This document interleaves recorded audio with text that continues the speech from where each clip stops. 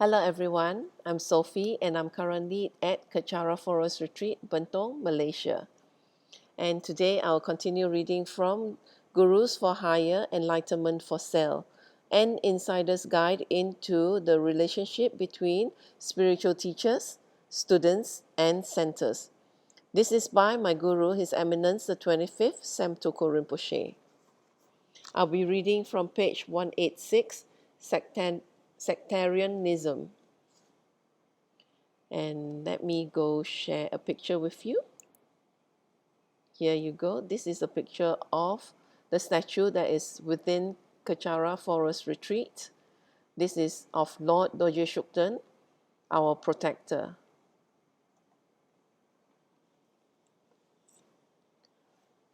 Page 186, Sectarianism. What does it mean to be sectarian?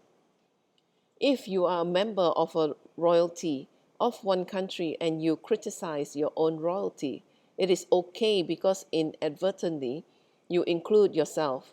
For example, if I were in the royal family of a certain country and I criticize the royalty of my country, some people in our country or in the royal house may be a little unhappy.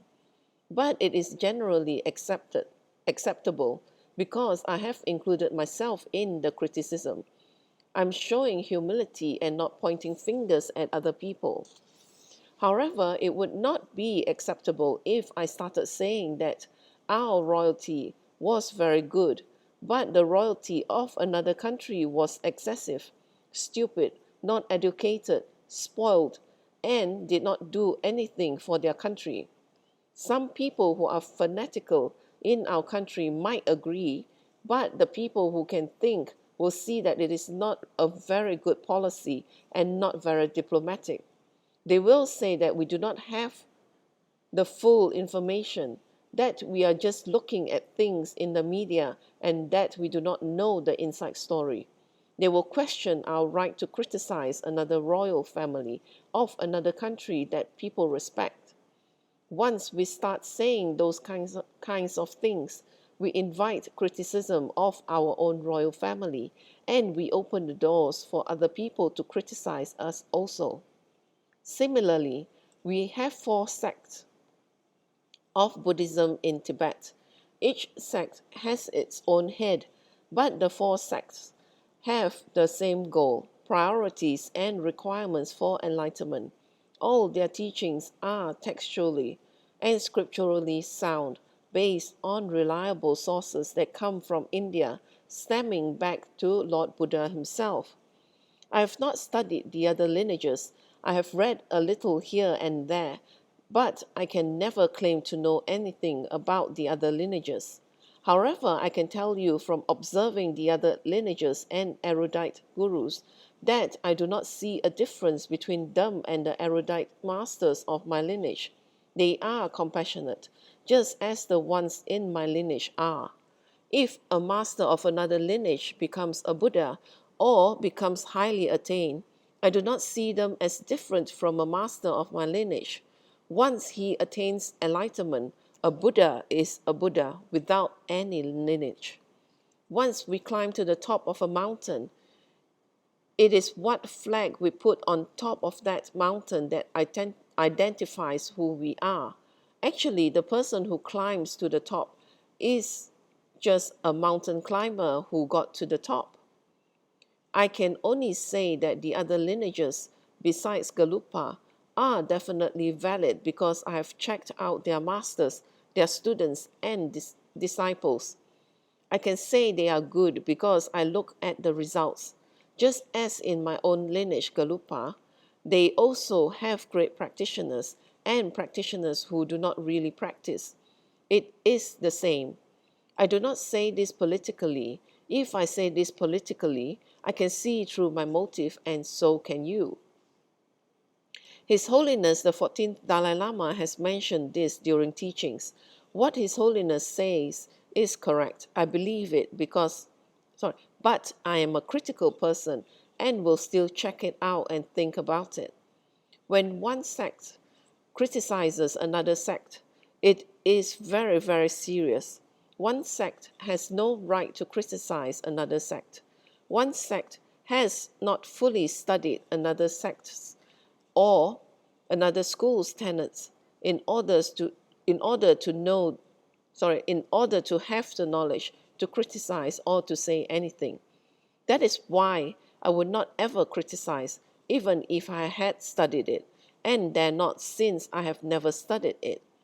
I would not even go in that direction. Prejudice and bias towards another sect or another form of Buddhism is dangerous, as explained in the Lamrim Chenmo. The karmic effect of saying negative things about another lineage is very damaging. Let's consider how dangerous it is to kill an animal, how bad the karma is to kill a person or a monk. We cannot kill a Buddha because a Buddha does not have the karma to be killed. But if we could kill a Buddha, imagine the incredible amount of negative karma that would arise from that action. The Lamrim says that if we spread sectarian views, it is understood, the other person accepts and we rejoice. The four completion actions or the four factors of intention are complete. The demerit of spreading sectarian views is equivalent to killing 1,000 Buddhas.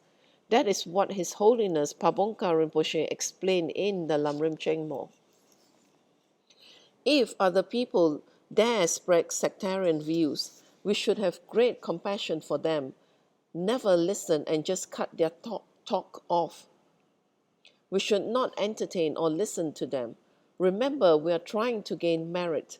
If the demerit of spreading sectarian views is equivalent to killing 1,000 Buddhas, then all the merit we create from doing prostrations, making offerings, and meditating will go down the drain.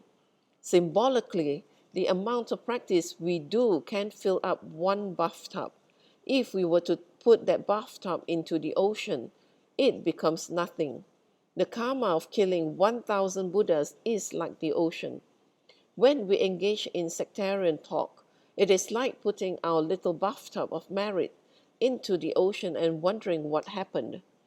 If we were to judge another school or sect of Buddhism and say they are not as good as ours, then we are also presupposing that no attainments can be gained from their practice. It is saying that in their lineage, there are no enlightened gurus, no high-level attained teachers or practitioners. It is impossible, it cannot be.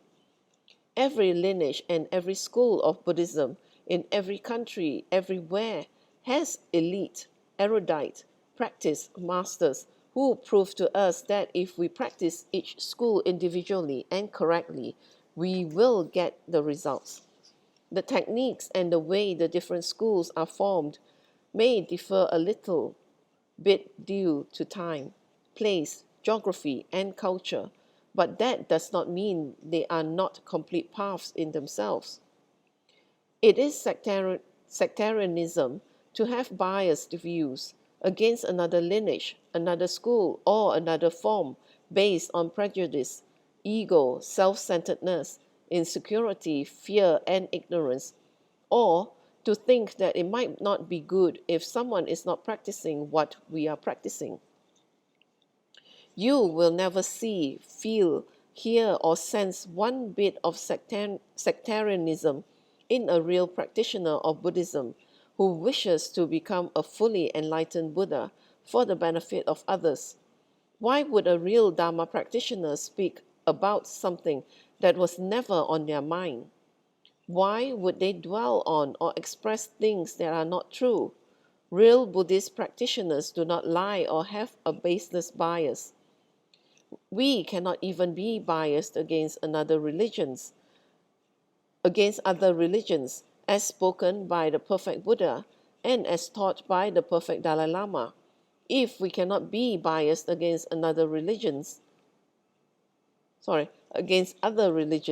how can we be biased against different sects within our own religion? The new sectarianism. A new phenomenon is emerging in cities where Dharma centers belonging to the same lineage are criticizing and saying things about each other.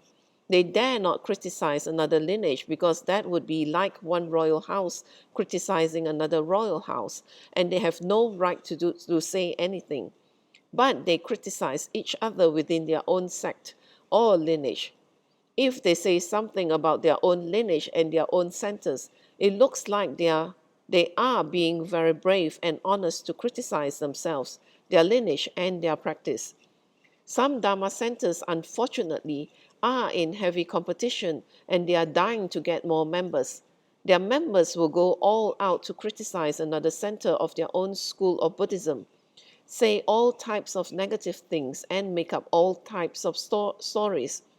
Some of the members are well known, so people think they might be right and they listen. What they are really doing when they compete with each other, criticize or put down another center or guru from their own lineage, is trying to steal or influence members from another centers away.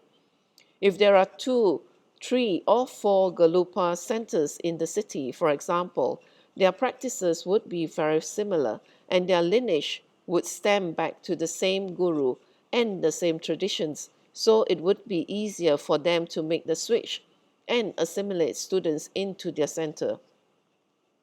If they get rid of all the other centers that belong to their same school of Buddhism, and they are the only one left, there would be no more competition, would there?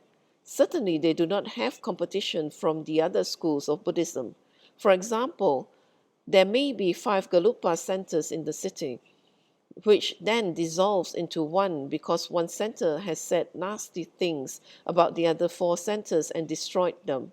Now there is only one Galupa center in the whole city, so everybody who is attracted to Lama Tsongkhapa will go there. Doesn't that sound suspicious? The bottom line is their motivation for taking away members for their own personal and financial gain. It is very sensitive, but that is what is happening. That is very bad. They are not thinking of the big picture, where they are going against Guru devotion or breaking their samaya. What they are doing is making themselves look very, very bad. They bring their prestige down, and they bring the prestige of their Guru down, because one day they will be proven wrong. When they are proven wrong, they look ridiculous. Whatever they are promoting is not a promotion anymore. They make their gurus look very bad.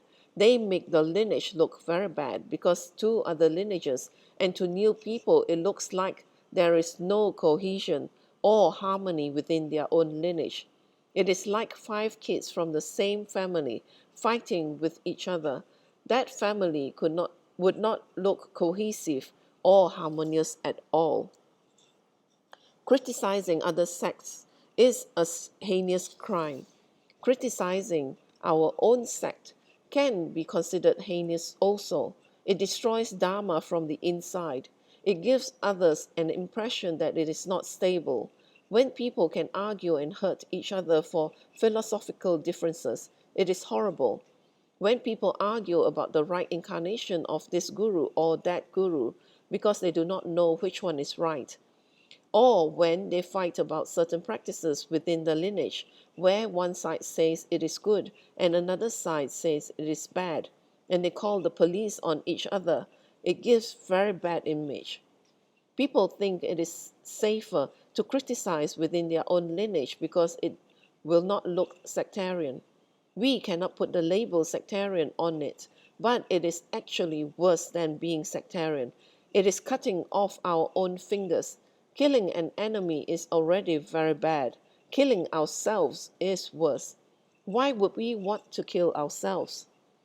When we destroy our own school of Buddhism and criticize it, are we helping our school or are we destroying it? When we destroy one school of Buddhism, how can our school grow bigger or in prestige? Or are we building our foundation on the ashes of another destroyed group of Buddhists from our own school? We have enough obstacles from fanatical, insecure practitioners of other faiths whose mission in life is to tell us we are doing the wrong thing and they are doing the right thing. If we tell them the opposite, they become really, really unhappy. They They are a very bad representation of their faith because they do not respect anyone else at all.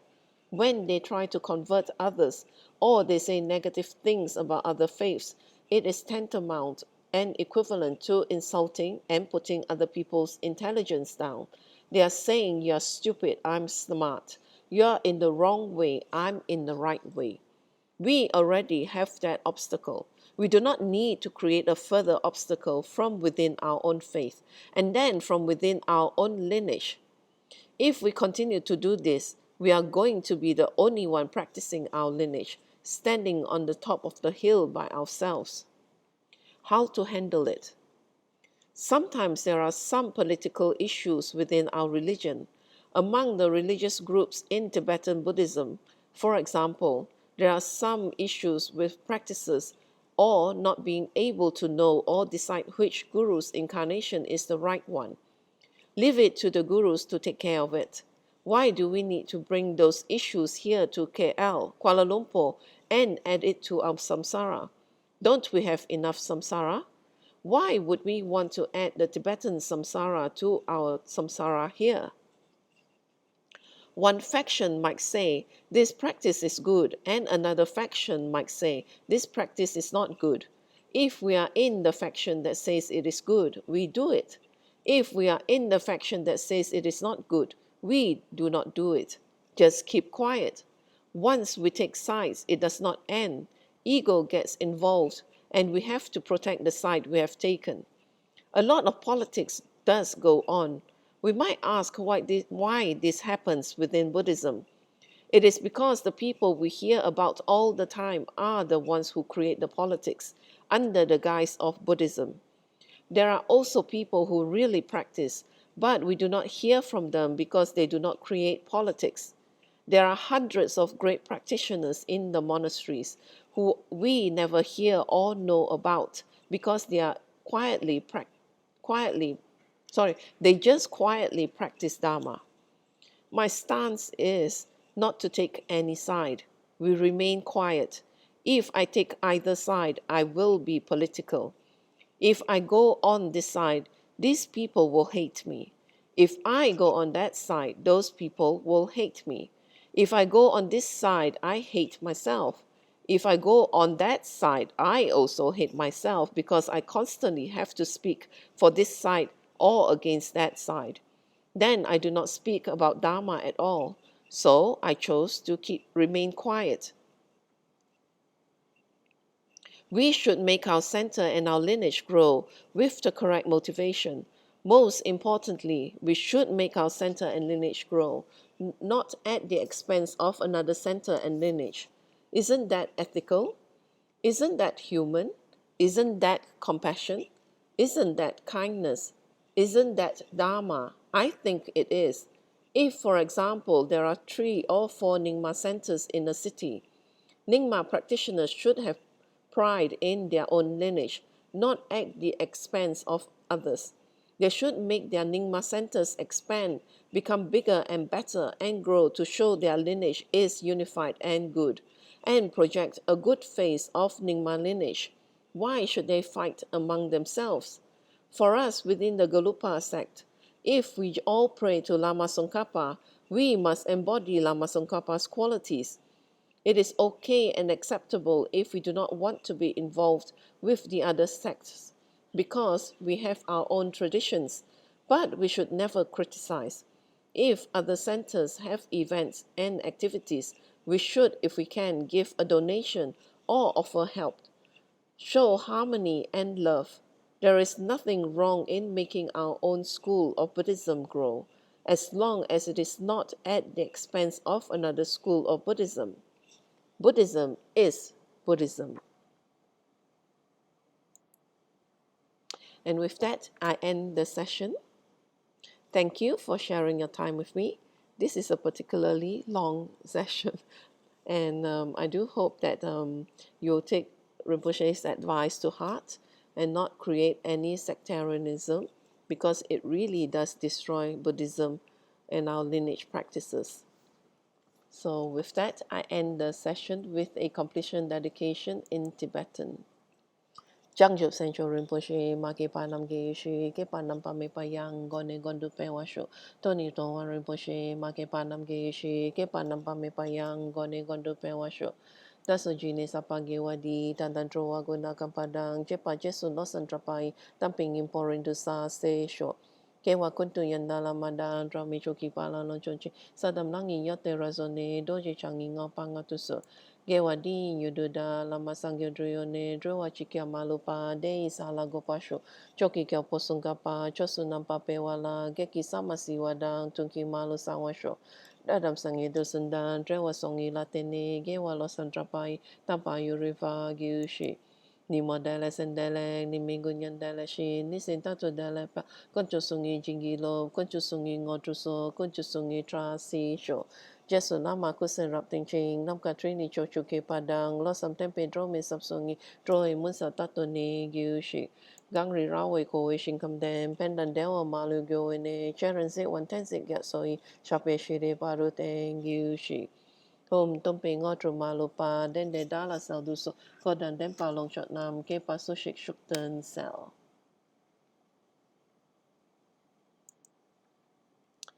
Thank you again for joining me, and I do hope that you will join me again for my next session as I continue on with the book. See you.